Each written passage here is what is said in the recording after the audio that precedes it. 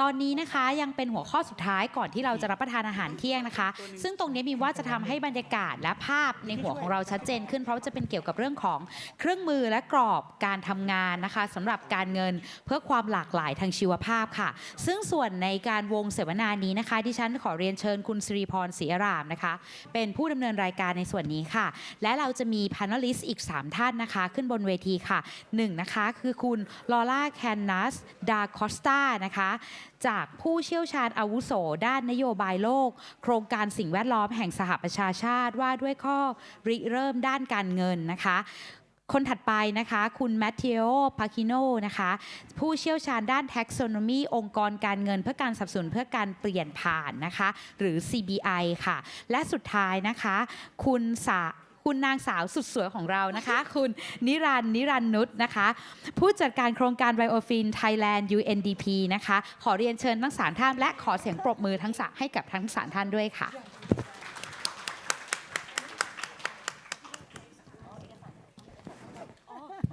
พี่นั่งเชิญค่ะขอโทษนะคะ gender ไม่บาลานซ์นะคะ so we are 3 women 1 man โอเคค่ะ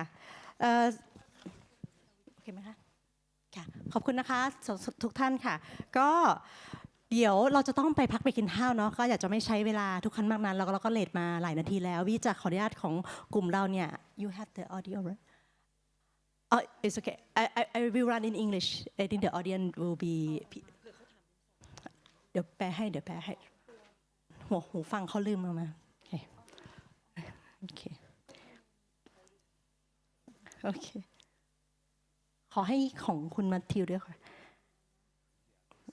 Okay, so for this session, we are finance for biodiversity. We will talk about tools, frameworks for biodiversity.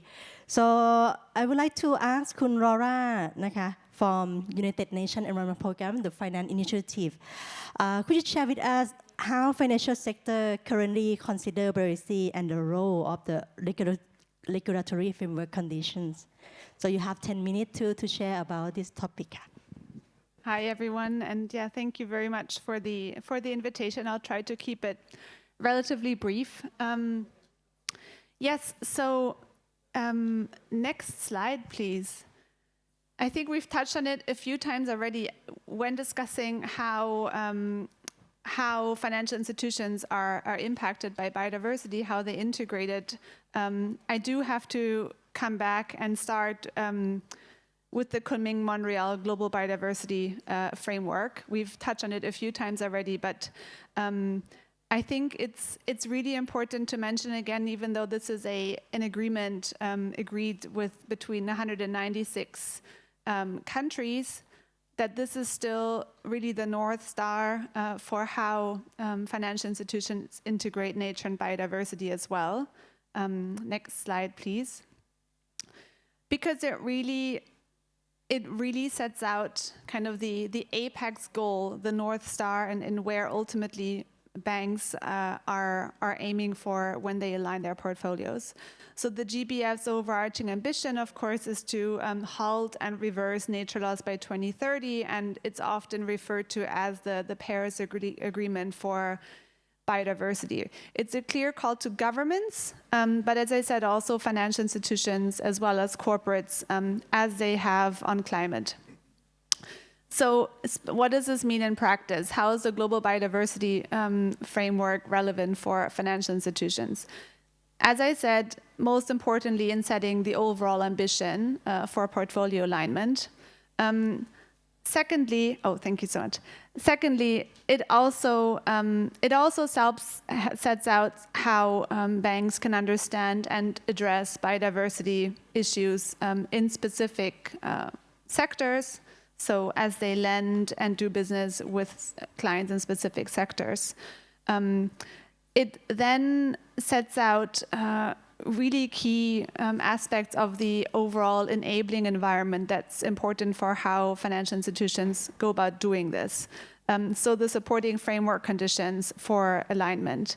And one specific one that I want to mention here is Target 15 in the GBF, which requires governments to set framework conditions for the management and disclosure of nature-related risks. And of course, in the previous session, we heard a lot about the TNFD specifically doing that. And then also the GBF is relevant in requiring governments to foster capacity building and knowledge. So, in practice, how do financial institutions consider nature and biodiversity, and what's some emerging best practice that I can share with you today?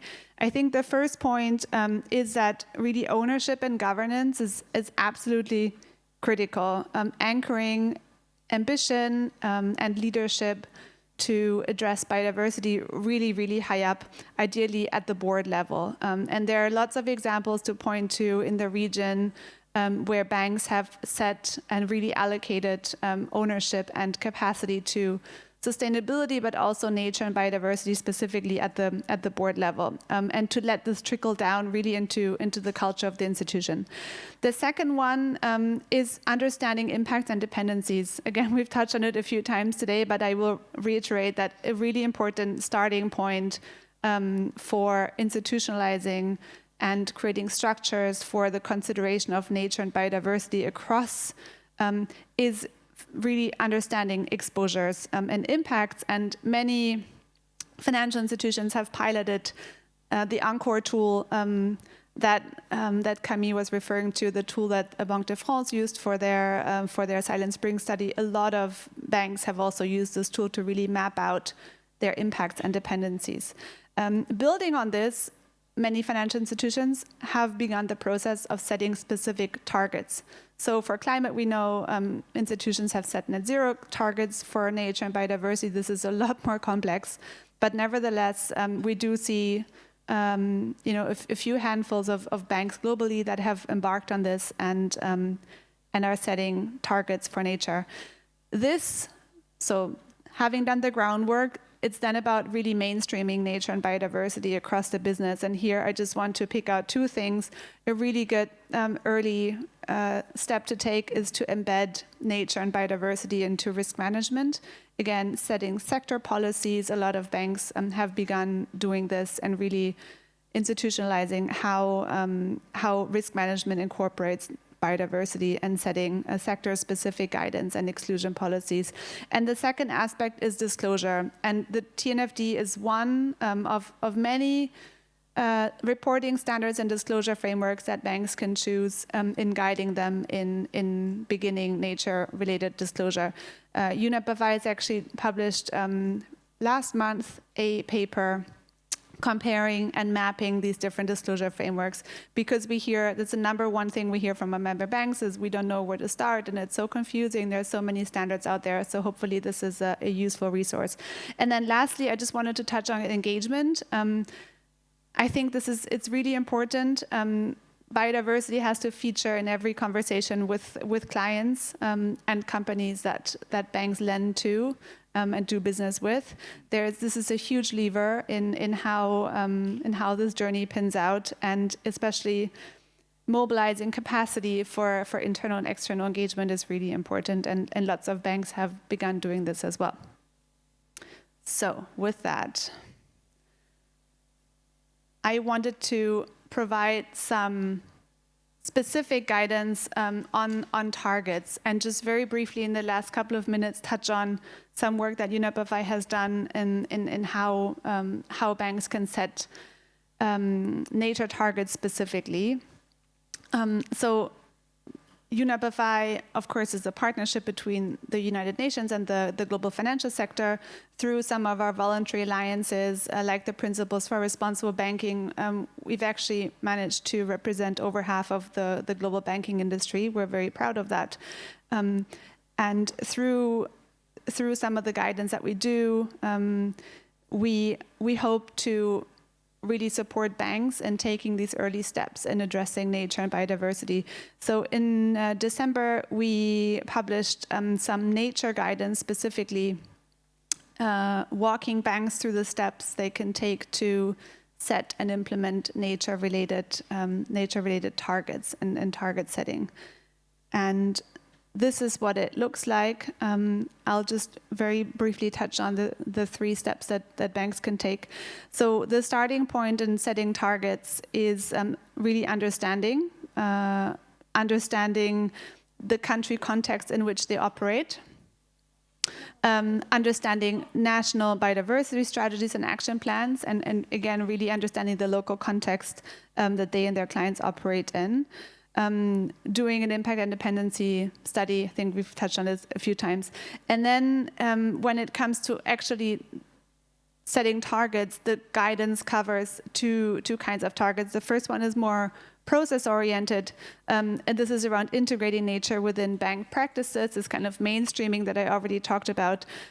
So this could be things like setting targets for a process around client engagement for nature and biodiversity.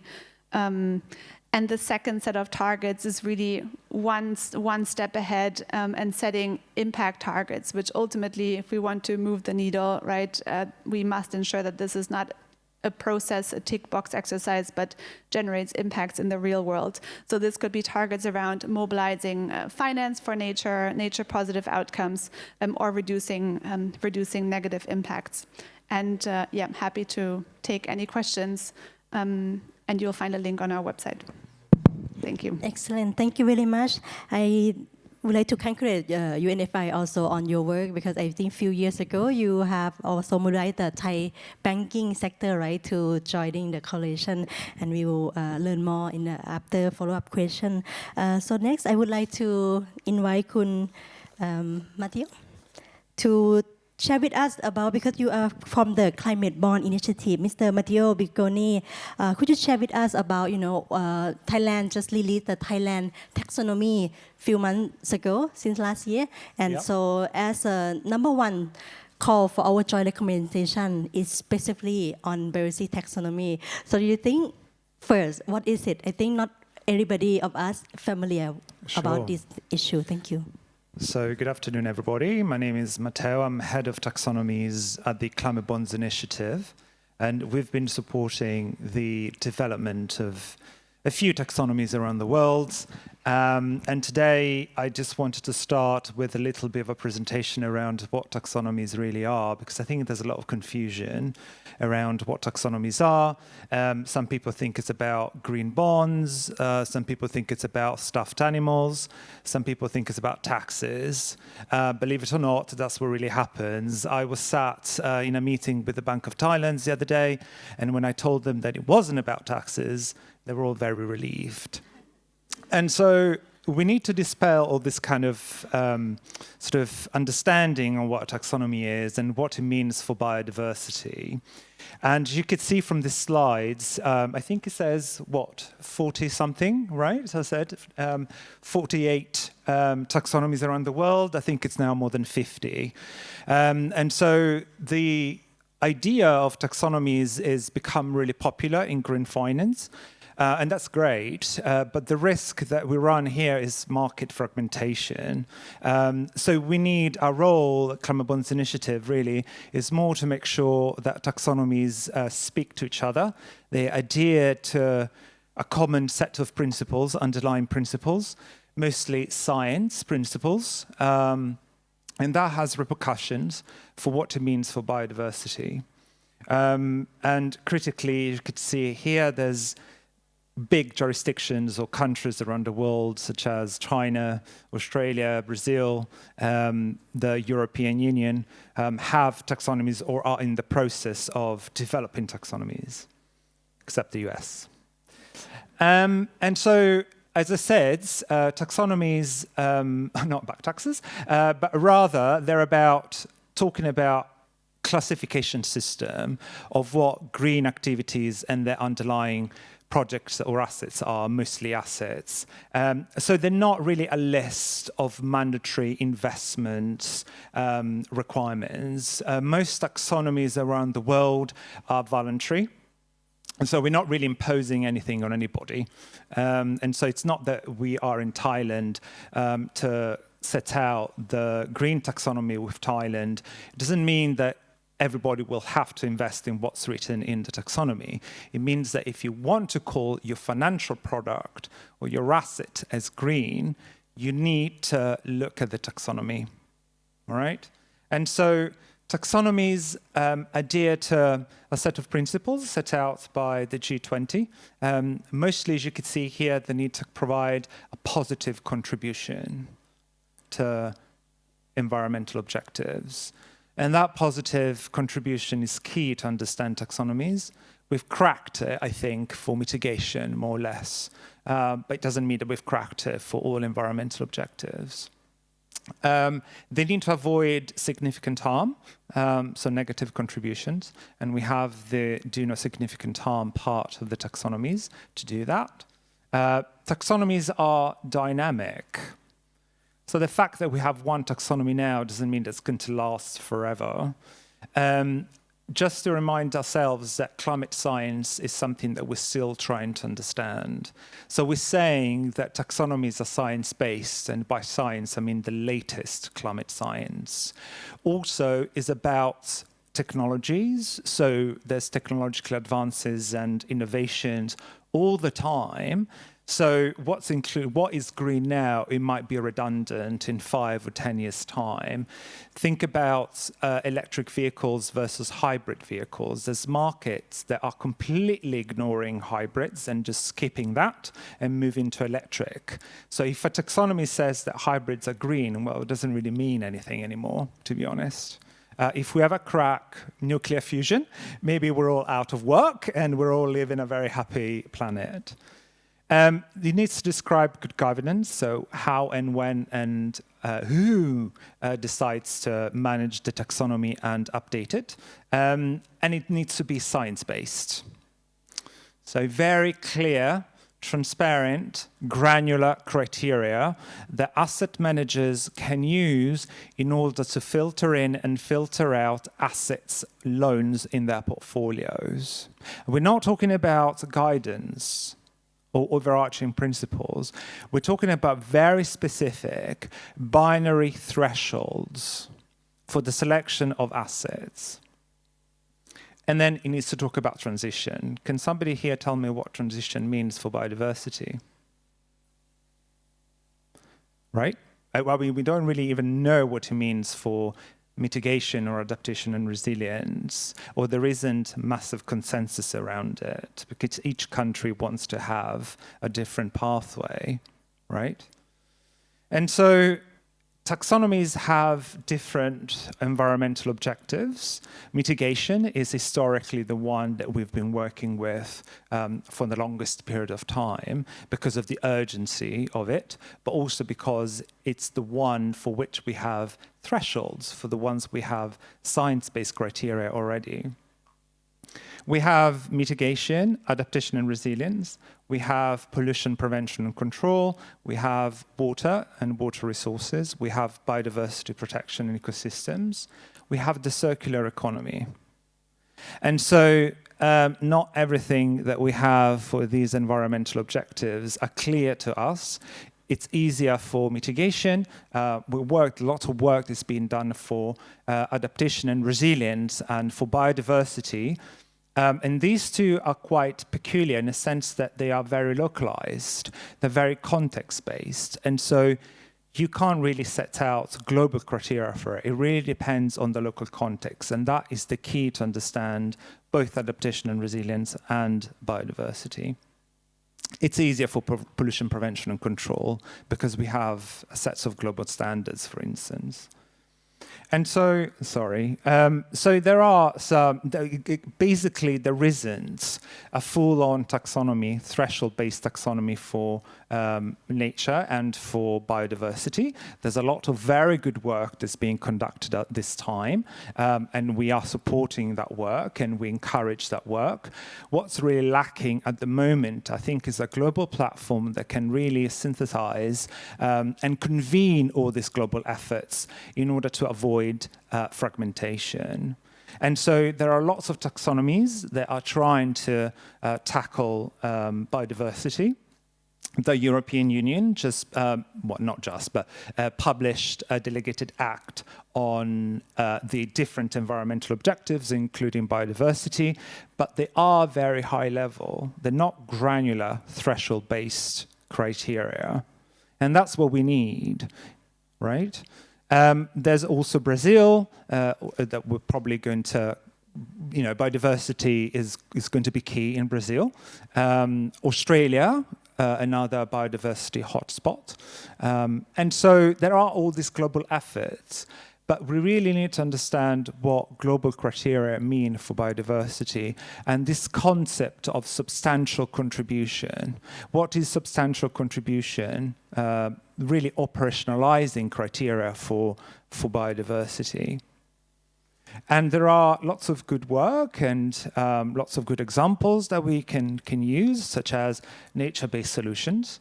They are an undercutting theme that can be applied to all sectors of the economy. All right, so the global nature-based solutions are something that can work for mitigation, for adaptation and resilience, pollution prevention and control. We really need to focus our efforts on those. And critically, the EU taxonomy doesn't include nature-based solutions for adaptation and resilience. And so there's lots of work that needs to be done in order to really operationalize biodiversity for taxonomies. And so with that, I wanted to say that Thailand is also doing lots of good work on biodiversity and taxonomies. There's the blue taxonomy being developed by Thailand in collaboration with the United Nations, and it's going to be a blue taxonomy. So it's going to address the blue economy, so anything that has to do with the ocean and marine conservation.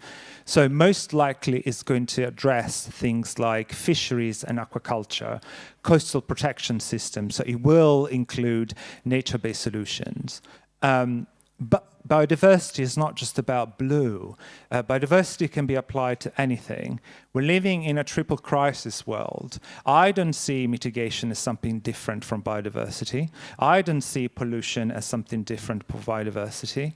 And I think that the world has come to that realization a little bit too late, I think, in the sense that we've always focused on mitigation. And now I welcome this concept. There's a very strong correlation between mitigation and biodiversity. The more biodiverse world we have, the more we are sort of adapt and equipped to deal with climate change. So the two go hand in hand. And this is overlap that we really want to encourage and highlight. So thank you very much. Thank you very much, Matthew. It's really clear, and thank you to point out also the technology, and it's important that the taxonomy need to be updated all the time as the situation changes. So next, I would like to invite Kun Niranut, the Biofin Thailand Project Manager from the United Nations Thailand. ค่ะ สวัสดีค่ะ Today I saw the audience from the list, and then now I see many of you come from different sector like government, yes, private sector, and I'm happy to see finance and banking sector and NGO. This is very rare to have different sector in this room together. So thanks the government of France to organize this session. The Biofin, you heard already about our work. We are now working with more than 122 countries. What we are doing, we want to help every countries to be able to develop the plan we call the Biodiversity Finance Plan. So this plan will help your country to achieve the national biodiversity targets. So that's the bottom line, and we are working very hard on that. And Thailand, we are one of the advanced countries that already have. I think we will have the second finance plan that link with the new NBSAP. So the plan, what is it about? I think we are talking about how to bring investment into the country, and that investment will do good to nature. That's the key idea. So are we doing all right now? I think at the global level, this is the strong message that we're not doing well and we need more support. I think it's not about lacking of finance. I think it's about how to put the flow into the right direction, and then the impact will give more, more benefit for us to preserve biodiversity. So a long way to go, all of us. I put this, cartoon just to some of us, when you look at this, it's like a business as usual for you sometimes. Okay, we do our business, we do this and that. But I think we are looking at the picture in different perspective. As a private sector, you think this is my business, I have to do it, I'm sorry. But as a government, you said, come on, you should, help protect, preserve biodiversity. So how we can fine-tune this, like Dr. Nititon mentioned this morning, the dialogue that we need to create, and then we speak the same language and bring the same impact together. And this is the landscape of how biodiversity expenditure in Thailand is being spent. It's decreasing. And when you look at, compare this with the GDP, in Thailand, the tourism sector is one of the most important sector, I would say, because we keep promoting tourism, and that's a good thing. But you promote the tourism sector, but you forget to protect your natural capital where you can generate a lot of income. So this is the message that I want government, private sector, and every one of us to look at how we spend our budget and expenditure in the country. So I hope in the next 20 years it will go up. All right, we have to work together on that. And this is the finance gap that Biofin help. We conduct the analysis. We look at the policy. We look at the agency that work for biodiversity. I'm so happy that we have more than 60 agencies in Thailand that work for biodiversity. It's not just about ONEP or DNP or DMCR. Beidou are also part of this. So altogether, 60 agencies are working on that. But still, we have a big gap to close the finance gap. This is the NBSAP of Thailand. And if you want to achieve that, we will not just put less than 1% of our expenditure for biodiversity. So let's work on that. This is my message. We have to put biodiversity as a top priority for now. Our colleague already mentioned that. So, I'm sorry, I have to go back. Biofin conduct one of the analysis how we move the mountain. Look at the private sector. I think you are like big mountain, and we want to push you like go this way, go with us. It's a big move, but we want you to when you move, think about the 4 results that you want to achieve when you invest for biodiversity. Number 1, of course, you can generate revenue from biodiversity. But when you generate that, think about how you can realign your good investment into nature positive activities. And then I hope you can avoid any future costs when you invest on on your business. Think beyond that, and you can reduce or even avoid some future costs that you need to protect and preserve that biodiversity and ecosystem. And the last one, I think when you invest for biodiversity, you will deliver better in your business management. I want to show these tools and catalogs. The little pink book is our proud. We work with AFD and Biofin to guide you how this little book can guide you how to invest more and in a better way. And for the Biofin, we offer more than 150 finance solutions that you can pick and then make your business case. Talking about the business case, when we develop finance solution in Thailand, for example, we have the case of Got Tao that I want to mention later. We have different tools that we want to implement. First, we thought we're going to use payment for ecosystem services, but then along the way, we work with local government for more than 3 years. We have to tackle the first thing, which is the legal framework. Without legal framework, you cannot collect money because we want to make it legalized, transparent, and anti-corruption. I asked the municipality of Got Tao, beg them, even cry, sweat.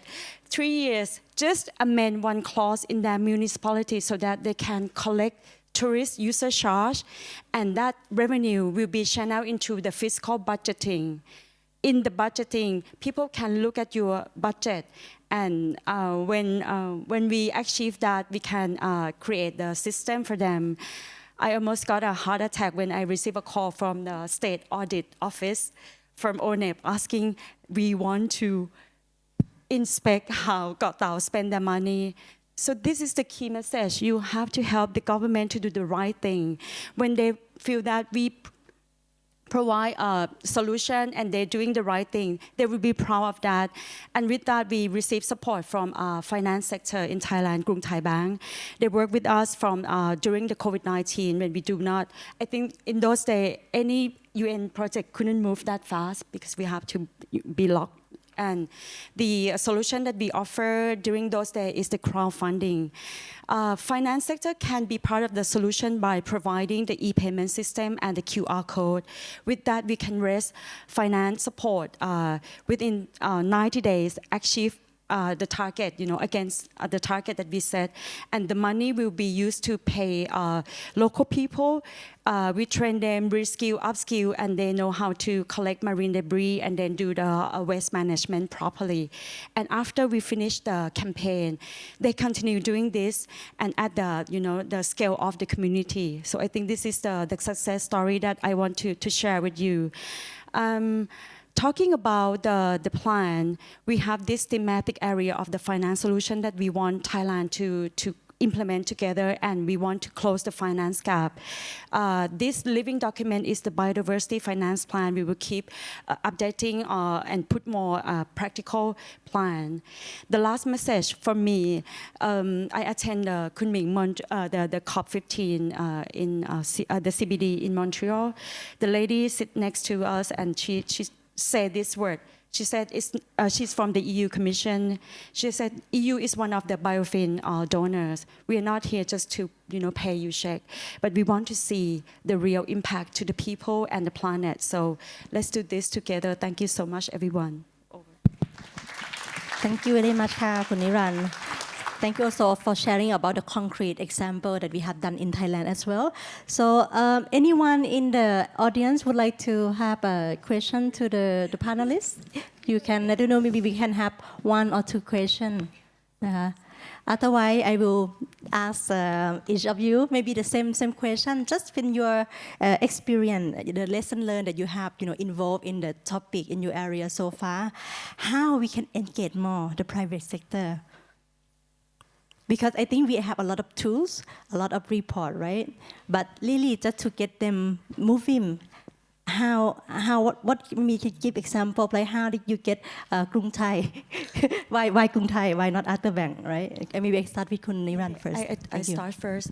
When I present the Gatao crowdfunding campaign to Kun Payong Siranit, the CEO of Krung Thai Bank, he was like listening. Like I said, I hope he will, sign the check. And then, when you present the case to the finance sector, use the dialogue and the language that they understand.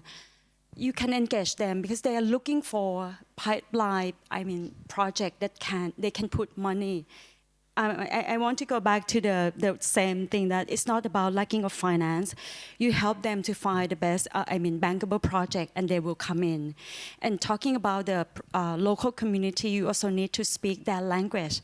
When we start Biofin in 2014, two keywords, biodiversity and finance, nobody understand what you want to do here, Kuniran, in Thailand. So I think it's about how you simplify and then find a solution for private sector to join us.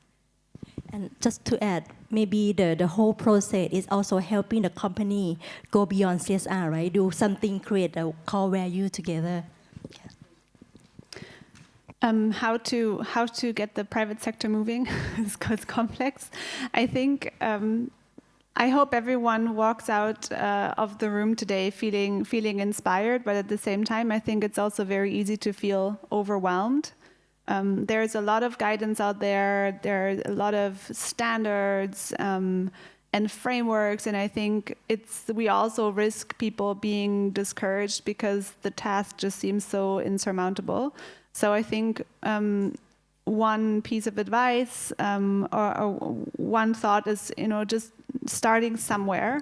The data isn't perfect. We already talked about that. The taxonomies aren't perfect, but there are still things we can do and just starting. And I think, conducting, getting clarity, especially around risks and impacts, making things real and quantitative, using the Encore tool, things like that. I think visualizing, it's a really good starting point. Then secondly, peer exchange. You won't be the only ones or the first ones embarking on this journey. So seeking forums where peer exchange is possible. This one is certainly a fantastic forum for that. And just learning from others. And thirdly, capacity building. Again, there are a lot of resources and sources out there to consider to really develop capacity across organizations. And yeah, final thought on that is really delivering impact, right? We have to, in the nature and biodiversity space, we really have to learn really quickly and move really quickly because the clock is ticking. So not wasting time on process, but really doing things that are really focused on outcomes and impacts. Thank you. So I was going to say lack of bankable projects and lack of capacity building, so I have to come up with something else now. So I think the first thing that, because of taxonomies, I'm going to say is lack of definitions.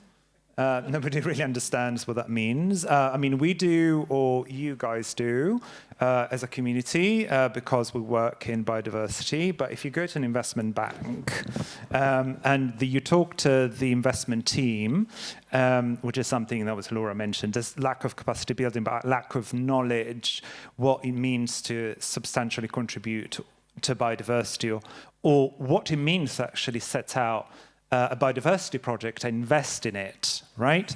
So I worked in investment, and people didn't understand that putting up solar panels on a coal mine, it wasn't green. So that kind of level, let alone biodiversity.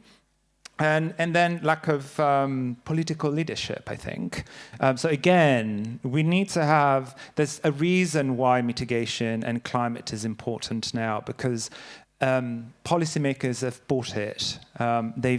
They're on board and they're pushing the agenda through legislation, through mandating instruments or requiring banks to do non-financial analysis and non-financial audits and all of that. So I think that policymakers have to also jump on board and make sure that the financial and corporate sector can thrive in an environment that is conducive to biodiversity and produce bankable projects. Thank you very much, very spot on. Anyone would like to have one last question? I think everybody is very hungry.